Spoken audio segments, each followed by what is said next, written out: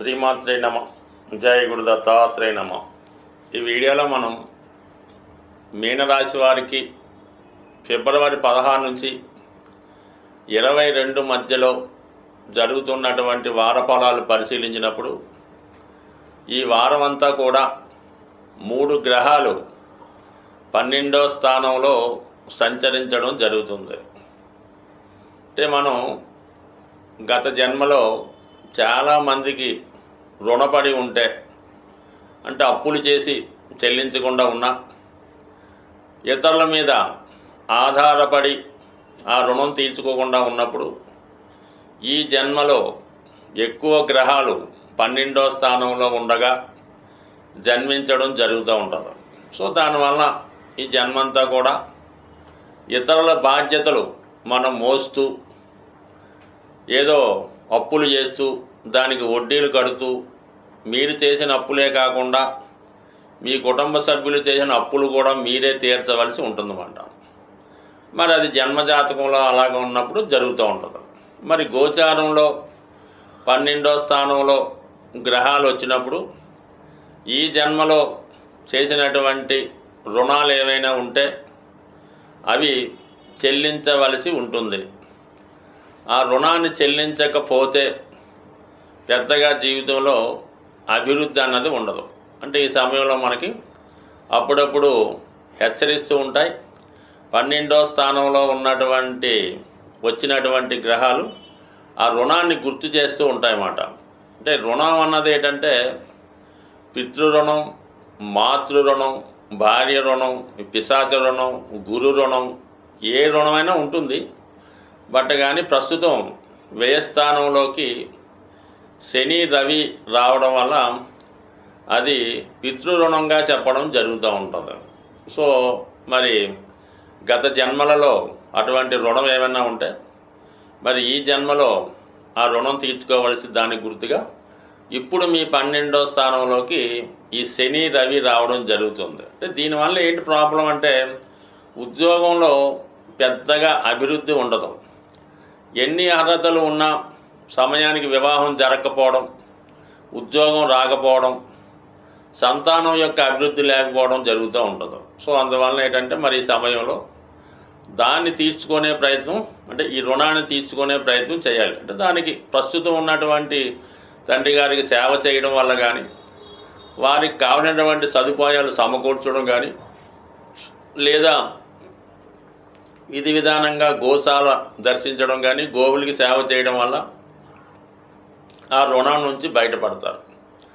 ఇక బుధుడు వ్యయస్థాన సంచారం, ఇది చతుర్థాధిపతి వ్యయం కాబట్టి ఒక విధంగా మాతృ రుణం కూడా చెప్తూ ఉంది. అంటే ఈ సమయంలో మీరు తల్లిదండ్రుల పైన ప్రత్యేకమైన శ్రద్ధ పెట్టవలసి ఉంటుంది.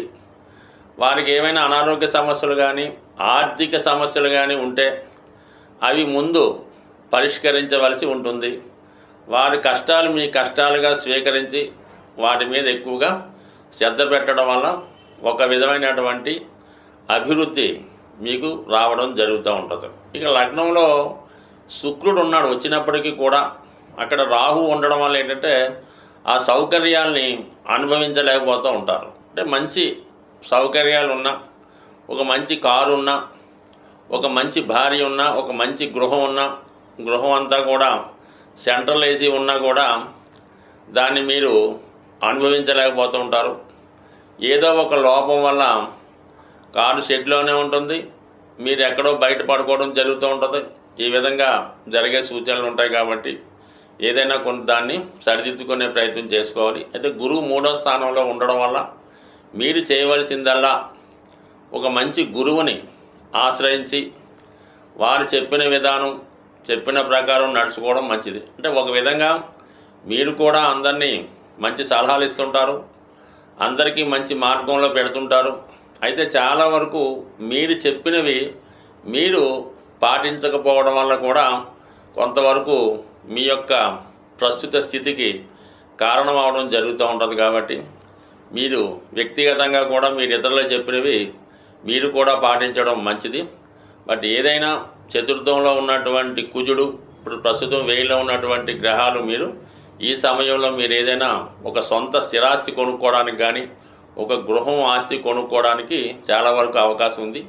ఒకవేళ మీకు అవకాశం ఉంటే మీరు చాలా దూర ప్రాంతంలో విదేశంలో ఎక్కడున్నా సరే మీ యొక్క పేరెంట్స్ కోసం ఒక గృహం కానీ ఒక వాహనం కానీ కొనిపెట్టి వారికి ఇవ్వడం వల్ల ఇంకా మీరు జీవితంలో అభివృద్ధి చెందే అవకాశం ఉంది. అంటే ఆస్తి ఎప్పటికీ మీదే అయినప్పుడు కూడా ప్రస్తుతం వాళ్ళకి ఈ విధంగా ఒక గూడు ఏర్పాటు చేయడం వల్ల మీకు ఇంకా అభివృద్ధికరంగా ఉండే అవకాశం ఉంది. స్వస్తి. సాధారణంగా గ్రహస్థితి మనకి అనుకూలించినప్పుడు, గ్రహాల స్థితి బాగులేకుండా ఇబ్బందులు పడుతున్నప్పుడు ఏ ఒక్క గ్రహం గురించో మనకి ఈ ఇబ్బందులు వస్తున్నాయి అనుకోకుండా సుమారుగా అన్ని గ్రహాల ప్రభావం నుంచి బయటపడడానికి సాధారణంగా కొన్ని మంచి కార్యక్రమాలు చేయడానికి మన పెద్దవాళ్ళు నిర్ణయించడం జరుగుతూ ఉంటుంది అన్నమాట. కామన్గా ఏమవుతారంటే ఇది ఏలినాటి శని జరుగుతుంది, కేవలం ఆ శివాలయంలో నవగ్రహాల దగ్గరికి వెళ్ళడం, ఆ శని భగవానుడి ఏదో కొద్దిగా అభిషేకం ఏదో చేసి రావడం జరుగుతుంటుంది. ఎప్పుడన్నా సరే మీరు 9 గ్రహాలని సమానంగా పూజించి పర్టికులర్గా ఒక గ్రహం ఇబ్బంది అంటే పెళ్ళి అవ్వటం లేదు కుజ భగవానుడు, ఉద్యోగం రావట్లేదు శని భగవానుడు, ఆరోగ్యం సరిగ్గా లేదు సూర్య భగవానుడు, ఈ విధంగా గ్రహాలకి మీరు విధి విధానంగా పూజ చేస్తూ మిగతా 9 గ్రహాలకు కూడా తగు విధంగా ఉపచారాలు చేసినప్పుడు మాత్రమే ఆ గ్రహ ఫలితం రావడం జరుగుతుంది. ఏ ఒక్క గ్రహాన్ని నెగ్లెక్ట్ చేసినా కూడా మిగతా గ్రహాల ప్రభావం ఖచ్చితంగా మీ మీద పడుతుంది. కాబట్టి వీటన్నిటికీ బదులుగా ప్రతి నెల కొన్ని పండగల లాంటివి రావడం జరుగుతూ ఉంటుంది. అందులో మాస శివరాత్రి, ఏకాదశి, సంకష్ట చతుర్థి మొదలగునవి వస్తుంటాయి.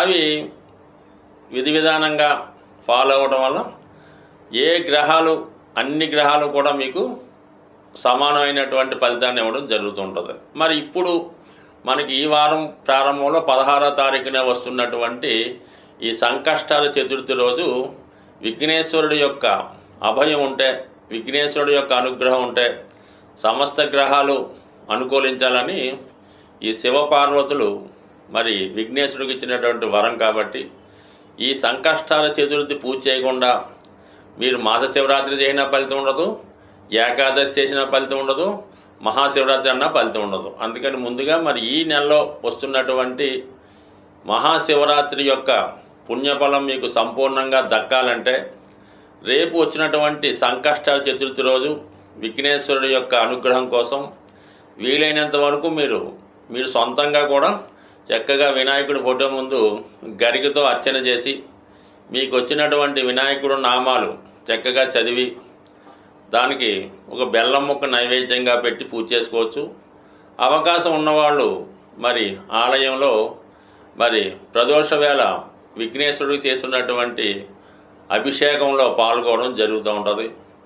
ఎవరైతే సౌభాగ్యం కోసం ప్రయత్నం చేస్తున్నారో, పెళ్లి కోసం ప్రయత్నం చేస్తున్నారో వాళ్ళు మరి స్వామివారికి గంధం నీళ్ళతో కానీ పశువు నీళ్ళతో కానీ అభిషేకం చేయడం వల్ల, మరి ధనం కోసం ప్రయత్నం చేస్తున్నవారు చెరుకు రసంతో కానీ పాలతో కానీ తేనెతో కానీ అభిషేకం చేయడం వల్ల, మరి ముఖ్యంగా ఆరోగ్యం కోసం చేస్తున్నవారు ఇప్పుడు వస్తున్నటువంటి నలుపు రంగు ద్రాక్ష పళ్ళు రసంగా చేసి వాటిని అభిషేకంగా చేయడం వల్ల కానీ, ఏదైనా ప్రతి అభిషేకానికి ఒక ప్రత్యేకమైన ఫలితం ఉంటుంది.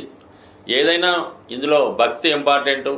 చక్కగా మరి సంకష్టాల చతుర్థి రోజు సాయంకాలం పూట అభిషేకంలో పాల్గొని చక్కగా స్వామివారిని ఆశీర్వచనాలు పొంది ఇంచుమించుగా రోజంతా కూడా చాలా నియమంగా ఉండడం వల్ల మరి యొక్క ఆయన అనుగ్రహం ఖచ్చితంగా పొందుతారు. దీని తర్వాత వచ్చే మహాశివరాత్రి రోజు మీరు ఏదైనా ఒక టెంపుల్లో ఎక్కడన్నా సరే ఒక శివలింగాన్ని దర్శించుకొని ఆ స్వామికి విధి విధానంగా అభిషేకం చేసుకోవడం వల్ల దర్శనం మాత్రం చేత కేవలం చిన్న నామంతో సంతృప్తి చెందినటువంటి గొప్ప దైవం. మరి రెండు కూడా ఈ నెలలో మీకు ఈ గ్రహ దోషాల నుంచి బయటపడడానికి ఉపయోగపడుతున్నాయి. కాబట్టి చేసుకున్న వాళ్ళకి చేసుకున్నంత ఏదైనా భక్తి శ్రద్ధ ఇంపార్టెంటు. బట్ ఏదైనా చక్కగా దైవానుగ్రహం పొందాలంటే ఈ మాఘమాసం మించింది లేదు, అందులో మహాశివరాత్రి మించింది లేదు. అందుకే జన్మానికి ఒక శివరాత్రి అంటే ఏంటి అర్థం? మన జన్మలో ఒక్క శివరాత్రిలో చక్కగా ఒక శివరాత్రి రోజు నియమంగా ఉంటూ ఆ పరమేశ్వరుని దర్శించుకోవడం వలన చక్కని ఫలితం పొందడం జరుగుతుంది. స్వస్తి.